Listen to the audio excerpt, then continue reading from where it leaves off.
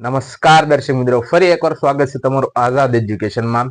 તો આપણે આજે વાત કરવાની છે કે જે પોલીસ કોન્સ્ટેબલના જે 12,000 ઉમેદવારો છે તેમનું જે ફાઇનલ મેરિટ લિસ્ટ છે એ જાહેર કરી દેવાયું છે. ફાઇનલ સિલેક્શન લિસ્ટ છે એ આવી ગયું છે અને હવે જે ભરતી બોર્ડ દ્વારા જે સંપૂર્ણ પ્રક્રિયા છે એ પૂર્ણ થઈ ગઈ છે અને હવે સંપૂર્ણ લિસ્ટ એ ગૃહ વિભાગને સોંપી દેવામાં આવ્યું છે અને ગૃહ વિભાગ હવે કોઈ પણ સમયે તમને છે એ જિલ્લા ફાળવણી આપશે અને તમારું મેડિકલ છે એ ટૂંક સમયની અંદર પણ થઈ જશે. બરોબર, તો એની અંદર જે ઉમેદવારો પોતે પાસ થયા છે તેની અંદર અલગ અલગ વિભાગ છે. તેની અંદર આપણે આજે વાત કરવાની છે કે બિન હથિયારી પોલીસ કોન્સ્ટેબલ કે એની અંદર શું તેને કામગીરી આવે છે અને સંપૂર્ણ રીતે પોતે કેવી રીતના ડ્યુટી કરવાની હોય છે તેની વાત આજે કરવાની છે.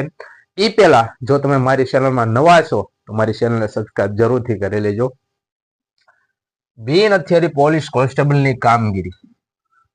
બિન હથિયારી પોલીસ કોન્સ્ટેબલની કામગીરી હવે એની અંદર છે એ પહેલા છે ઓફિસ વર્ક, પછી આવે ફિલ્ડ વર્ક અને બીજું છે અધર.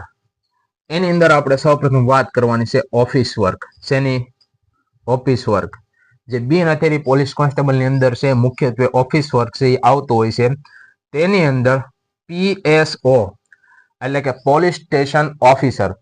હવે પોલીસ સ્ટેશનના જે મેન ઇન્ચાર્જ છે, બરોબર, એ કોઈ પણ જગ્યાએ રજા ઉપર હોય અથવા તો તે પોતે છે એ કોર્ટની મુદતે ગયા હોય ત્યારે પોલીસ સ્ટેશનનો છે સંપૂર્ણ છે એ ઇન્ચાર્જ કોણ સંભાળશે? Police station officer. અને આ જે ડ્યુટી છે એ હેડ કોન્સ્ટેબલ બન્યા પછી તમારે છે એ કરવાની હોય છે. પછી આવે છે ક્રાઇમ શાખા. તમને ખબર છે કે કોઈ પણ ક્રાઇમ એટલે કે ગુનો બને તો ગુનાની સંપૂર્ણ માહિતી એટલે કે નોંધ, બરોબર, ગુનાની સંપૂર્ણ નોંધ તમારે છે એ કોઈ પણ ગુનો બન્યો હોય તો તમે પોલીસ સ્ટેશનની અંદર જાઓ તો છે એ ક્રાઇમ શાખા દ્વારા છે તમારા ગુનાની નોંધ કરવામાં આવે છે અને તપાસ કરવામાં આવે છે. પછી આવે છે એકાઉન્ટ શાખા એટલે કે નાણાં ખતવણી. તમે કોમર્સ કરેલું છે, કોમર્સ, રેડી, અને તમને એકાઉન્ટનો છે એ સારો એવો અનુભવ છે તો તમે એકાઉન્ટ શાખામાં પણ તમે છે એ પોતાનું કામ કરી શકો છો.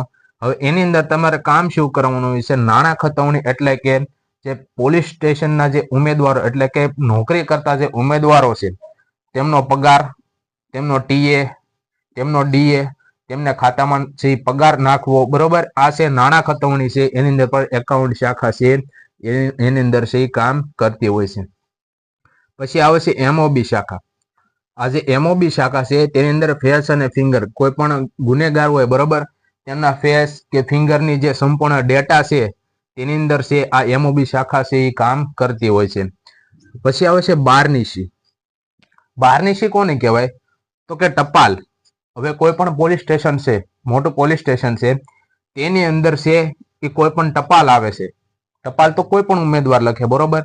હવે તેનો આવક નંબર અને જાવક નંબર આની સંપૂર્ણ માહિતી એટલે કે એને કહેવાય બારનીશી શાખા. બારનીશી શાખાની અંદર ટપાલ આવે છે અને ટપાલનો છે સામો જવાબ એટલે કે જાવક નંબર આની સંપૂર્ણ માહિતી છે એ બારનીશી શાખામાં હોય છે. તેની પણ અલગ શાખા હોય છે અને તેની અંદર છે બિન હથિયારી પોલીસ કોન્સ્ટેબલ કામ કરતા હોય છે. પછી આવે છે કોમ્પ્યુટર. હવે ઓનલાઈન કામગીરી. તમને ખબર છે કે અત્યારે ડિજિટલ ગુજરાત એટલે કે સંપૂર્ણ યુગ છે એ ડિજિટલ આવી ગયો છે તો કોઈ પણ છે એ કેસની નોંધણી કરવાની હોય તોય પણ છે એ ઓનલાઈન થતી હોય છે.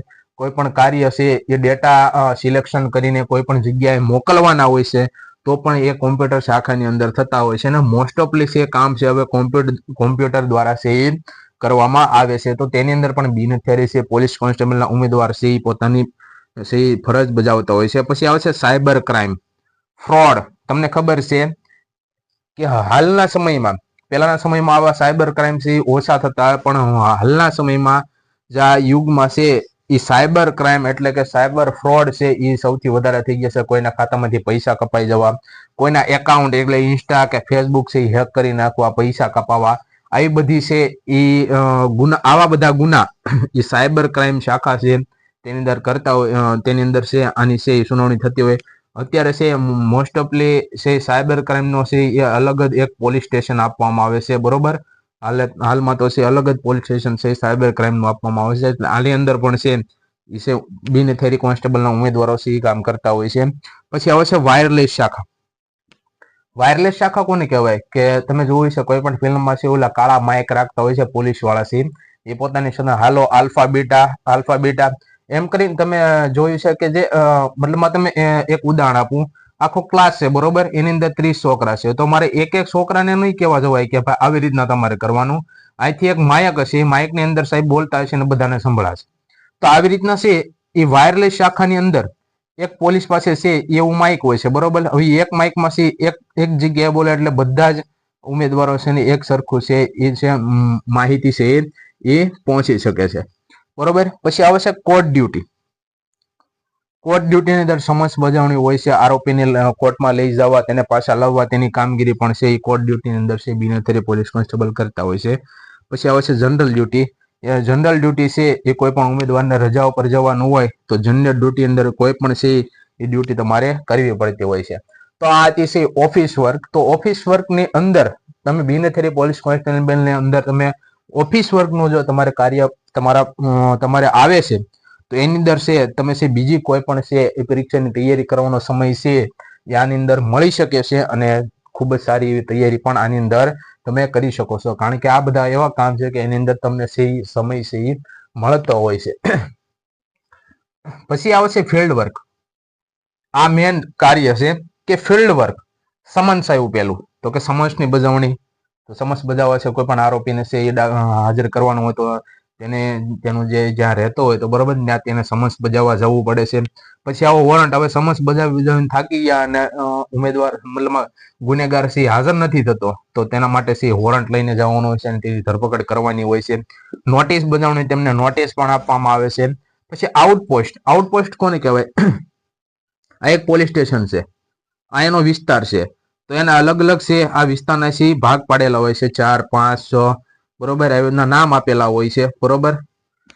હવે આઉટપોસ્ટ એટલે કે આ જે પોલીસ સ્ટેશન છે ત્યાંથી જે વિભાગ પાડેલા હોય છે તો તમારે છે આઉટપોસ્ટમાં એટલે કે આ જગ્યાએ કે આ જગ્યાએ પોતે તમારે છે એ નોકરી કરવા જવી પડે છે અને એને કહેવાય છે આઉટપોસ્ટ બરોબર. પછી આવે છે રાઇટર. આ છે એ ફિલ્ડ વર્કની અંદર રાઇટર છે એ મુખ્ય હોય છે.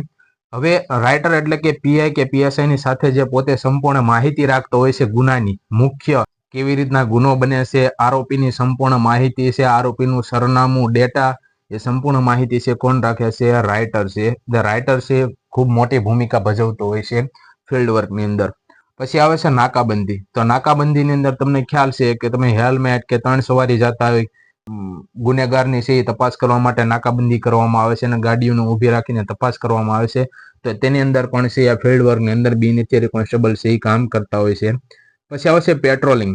પેટ્રોલિંગમાં એવું હોય છે કે તમારે છે તમારી જીપ છે એ જીપ લઈને સરકારી જીપ લઈને તમારે છે એ પેટ્રોલિંગ કરવાનું હોય છે અને પેટ્રોલિંગ છે 24 કલાકની અંદર કોઈ પણ સમયે કરવું પડે છે એટલે કે રાત્રે પણ જવું પડે છે. તો સરકારી નિયમોનું પાલન થાય છે કે નહીં તેની તપાસ કરવા માટે છે પેટ્રોલિંગ છે એ થતું હોય છે.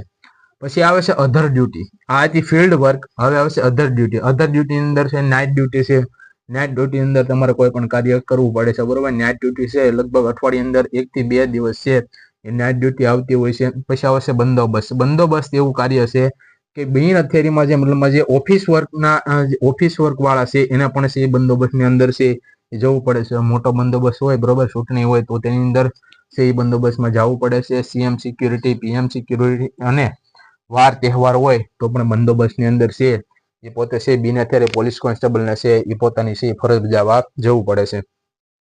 તો આ હતી બિન હથિયારી પોલીસ કોન્સ્ટેબલની છે એ સંપૂર્ણ માહિતી. જો તમને વિડીયો સારો લાગ્યો હોય તો શેર કરો અને વિડીયોને લાઈક કરો અને ચેનલને સબસ્ક્રાઇબ કરો. અસ્તુ.